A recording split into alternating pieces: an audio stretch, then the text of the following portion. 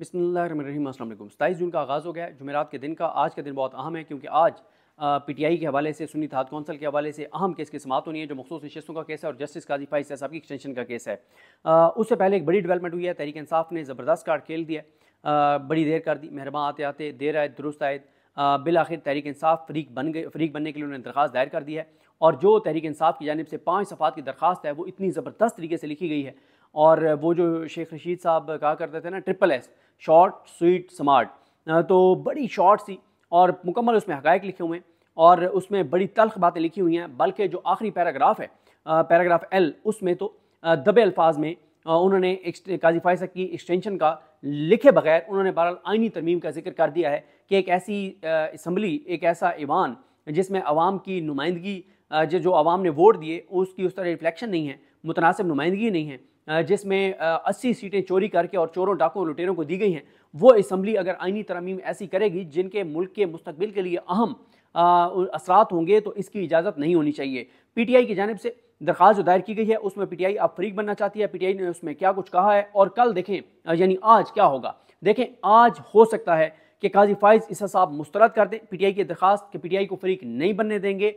अब देखना होगा कि काजी फ़ाइज़ ईसा के इस नुक्ते पर कि पीटीआई को फ़रीक अब नहीं बना सकते, इस पे कितने जजेस उनका साथ देते हैं। ये भी हो सकता है कि आज वो अक्सरियत खो दें और जजेस की अक्सरियत कहे कि हम इनको सुनना चाहिए, और हो सकता है काजी साहब भी मजबूर हो जाएं कि कहें कि हम पीटीआई को सुनना चाहते हैं। क्योंकि देखें, काजी फ़ाइज़ ईसा साहब मुसलसल कह रहे थे कि पीटीआई हमारे सामने नहीं है, पीटीआई का जिक्र ना करें, पीटीआई का नाम ना लें।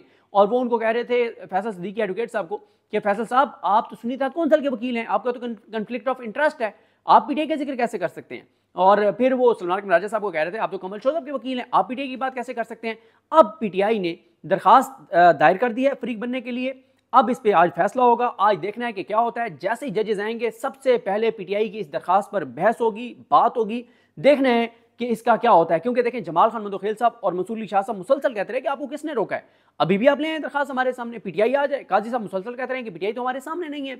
और मंदोखेल साहब ने तो यहां तक कहा था कि जो सलमान अकमर राजा साहब 8 फरवरी से पहले एक पिटीशन लेकर आए थे, एक मामला लेकर आए थे, जिसमें सलमान अकमर राजा साहब ने कहा था कि हमने कागजात नामजदगी में अपनी पार्टी एफिलिएशन तहरीक इंसाफ लिखी हुई है, चाहे हमारे पास बल्ले का निशान ना हो, लेकिन हमें उम्मीदवार पीटीआई के डिक्लेयर किया जाए, क्योंकि पीटीआई एक इन्वेस्टेड पार्टी है। उस वक्त इतराज़ लगा दिया गया और काजी साहब ने क्या कहा, काजी साहब ने कहा कि वो तो रजिस्ट्रार ऑफिस ने इतराज़ लगाया था, वो सुप्रीम कोर्ट तो नहीं है, तो आप उसके ऊपर चैम्बर अपील दायर कर देते। गो के सबको पता है कि बच्चे को पता है, जिसका भी इस मुल्क में एवरेज IQ लेवल, उसको भी पता है कि काजी साहब इतने फनकार ना बने। जो भी रजिस्ट्रार ऑफिस इतनी अहम पिटीशन के ऊपर इतराज़ लगा रहा है, तो काजी साहब से पूछे बगैर वो नहीं लगा सकते, वो तो सांस नहीं ले सकते उनसे पूछे बगैर, और इतनी अहम पिटीशन के ऊपर वो इतराज़ लगा देंगे, सवाल ही पैदा नहीं होता।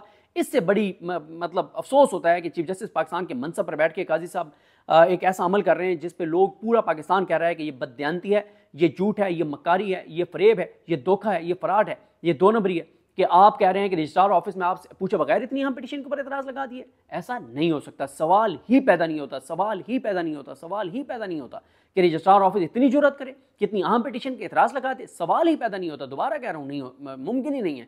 तो अब एक तो पीटीआई ने ठीक है दरखास्त दायर कर दी है। अभी हम एक खाने पे थे, असदुल्ला खान साहब भी थे, बाकी भी अमीर अब्बास साहब थे, कुछ और दोस्त थे, बल्कि अहमद फराज साहब से वहाँ पे मुलाकात हुई, जो शायर हैं, जो जबरी तौर पे गुमशुदा किए गए और फिर उसके बाद उनकी गिरफ्तारी वहाँ पे ज़ाहिर की गई AJK में।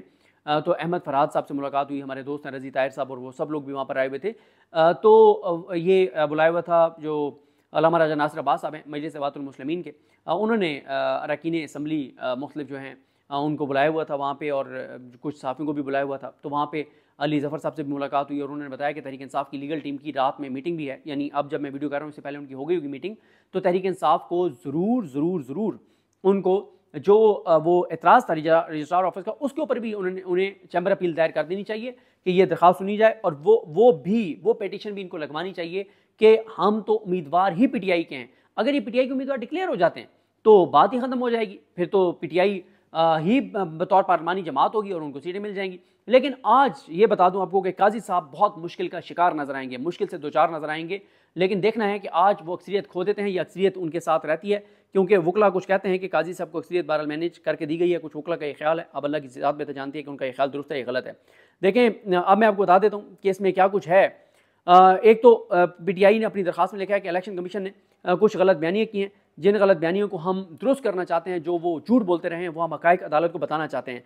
दूसरा उन्होंने उसमें लिखा हुआ है आर्टिकल 51 के बारे में, ये एक बड़ी बहस आप सुन रहे हैं जो लाइव आप ट्रेडिंग को कवर कर रहे हैं कि सिक्योर और वन, ये दो जो चीज़ें हैं कि एक जमात जो है वो सिक्योर करने का मतलब क्या है और जीतने का मतलब क्या है। क्या इसका मतलब ये है कि जमात जो है सिक्योर करने से यही मुराद है कि उसके टिकट पे कोई इलेक्शन जीत के आएगा, या नहीं, कोई भी आज़ाद उम्मीदवार जीत के आता है और वो उस जमात में आके शामिल हो जाता है पॉलिटिकल पार्टी में, तो वो क्या पार्लिमानी पार्टी बन जाएगी? क्योंकि इस पर इलेक्शन कमीशन ये कहता है कि सुन्नी इत्तेहाद कौंसिल इसलिए पार्लिमानी पार्टी मतलब उस वक्त नहीं हो सकती थी, अब तो पार्लिमानी पार्टी है, क्योंकि फैसल अमीन गंडापुर जो हैं वो 21 अप्रैल को जीते सुन्नी इत्तेहाद कौंसिल के टिकट पर। उस वक्त तो 8 फरवरी को तो सुन्नी इत्तेहाद कौंसिल नहीं थी इलेक्शन में। पीटीआई का मौक़िफ़ यह है कि पॉलिटिकल पार्टी के तौर पर सुन्नी इत्तेहाद कौंसिल मौजूद थी, और जब हम आज़ाद उम्मीदवार के तौर पर जीते तो हम जब उस पार्टी में शामिल हुए हैं, तो अब ये इसको आप सिक्योर भी कह सकते हैं कि सुन्नी इत्तेहाद कौंसिल ने इतनी सीटें सिक्योर की हैं, या आप जीतने का भी कह सकते हैं। अब मसला ये है कि इलेक्शन कमीशन कहते हैं कि नहीं, इसका मतलब इंटरप्रेट वो ऐसे करते हैं कि इसका मतलब यह है कि उनके टिकट पे एक सीट कम से कम कोई जीत के आएगा तो तब वो पार्लिमानी पार्टी कंसीडर होगी, सियासी जमात में नहीं, पार्लिमानी पार्टी में जो है वो शामिल हो सकते हैं आज़ाद उम्मीदवार। सियासी पार्टी का लफ्ज़ नहीं है, पार्लिमानी पार्टी का। उनके ख्याल में पीटीआई का यह कि नहीं, सियासी जमात में शामिल हो सकते हैं, और जो आज़ाद भी जीत के आएगा, उसने सीट वो जीत के आ रहा है तो वो शामिल होगा, तो इसको भी आप जीतने की या सिक्योर करने की टर्म में आप इसको रख सकते हैं। फिर मुतनासिब नुमाइंदगी की बात की गई है, वही बात कि अवाम ने जिसको वोट दिया है वो रिफ्लेक्ट भी होना चाहिए। 2018 में बलूचिस्तान अवामी पार्टी के बारे में लिखा गया है कि वो उन्होंने कोई लिस्टें वगैरह नहीं दी थी, लेकिन उनको उसके बाद जो है वो बलूचिस्तान अवामी पार्टी को दी गई मखसूस नशिस्तें, इसका भी जिक्र किया गया है। और फिर उन्होंने काजी फैसल साहब जो गलत बयानी कर रहे हैं बार बार मनसब पर बैठकर कि पीटीआई ने इंट्रा पार्टी इलेक्शन नहीं करवाया, उसमें भी उन्होंने लिखा है कि हमने इंट्रा पार्टी इलेक्शन करवाए हैं और बार बार करवाए हैं, काजी फैसल के फैसले के बाद करवाए हैं, बल्ला छीनने के बदतरीन, पाकिस्तान की तारीख के सबसे बदतरीन फैसले के बाद भी हमने इंट्रा पार्टी इलेक्शन करवाए हैं।